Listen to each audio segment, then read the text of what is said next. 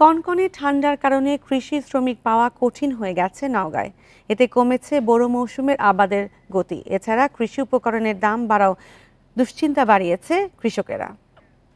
আর এ নিয়ে আরও জানাতেই নওগাঁ থেকে যুক্ত হচ্ছেন সহকর্মী সাদেকুল ইসলাম। সাদেকুল ইসলাম, তীব্র শীতে বোরো আবাদে কিছুটা ব্যাঘাত ঘটেছে, এতে উৎপাদনের লক্ষ্যমাত্রা অর্জনে কোনো সমস্যা হবে কিনা?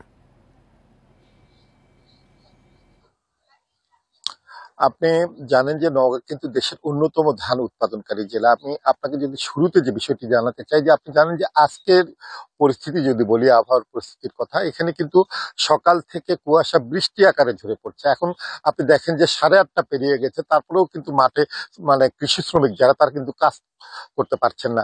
এখন কিন্তু ইরিবুরোর পুরো মৌসুম চলছে আপনার রোপণের, কিন্তু এই তীব্র শীতের কারণে, কনকনে শীতের কারণে কৃষি শ্রমিক যারা, তারা কিন্তু 9টা-10টার আগে কিন্তু মাঠেই যেতে পারছেন না।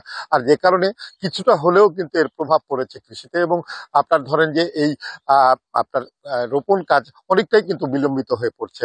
আমার সাথে কথা হয় এখানকার যারা বড় চাষি, তারা যেটি বলছেন যে আমরা এর আগের বছরগুলোতে আমরা কিন্তু ভোর থেকে বলা যায় যে 6টা-7টা থেকে কিন্তু মাঠে কাজ শুরু করি, কিন্তু এবারে তীব্র কনকনে শীতের কারণে অনেকটাই কিন্তু আমরা বিলম্বের মধ্যে পড়ে যাচ্ছি কৃষি শ্রমিক না পাবার কারণে। এর কারণে কিন্তু আরেকটি যে মানে আহ, মানে প্রবলেমে পড়ছেন, সেটি হচ্ছে যে আগে যে শ্রমিকটাকে তারা 300 বা 400 টাকায় পেতেন, কিন্তু এই শীতের কারণে কৃষি শ্রমিকদের যে মূল্য, সেটিও কিন্তু বাড়িয়েছে, শ্রম মূল্য।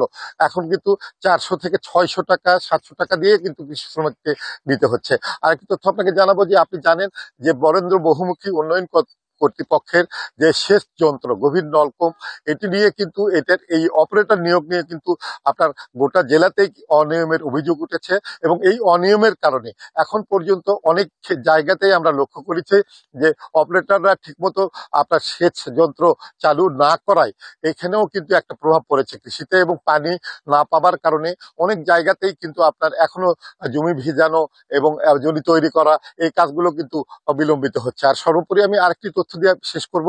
আপনি জানেন যে এখানে কিন্তু কৃষকরা যেটি বলছেন, যে কৃষি উপকরণের মূল্য কিন্তু বৃদ্ধি পেয়েছে, সে কারণে এবারে কিন্তু প্রতি বিঘাতে আপনার কিন্তু উৎপাদন খরচ 1 থেকে 1,500 টাকা বৃদ্ধি পেতে পারে। এই ছিল মোটামুটি ইরিবুরো পরিস্থিতি নওগাঁর।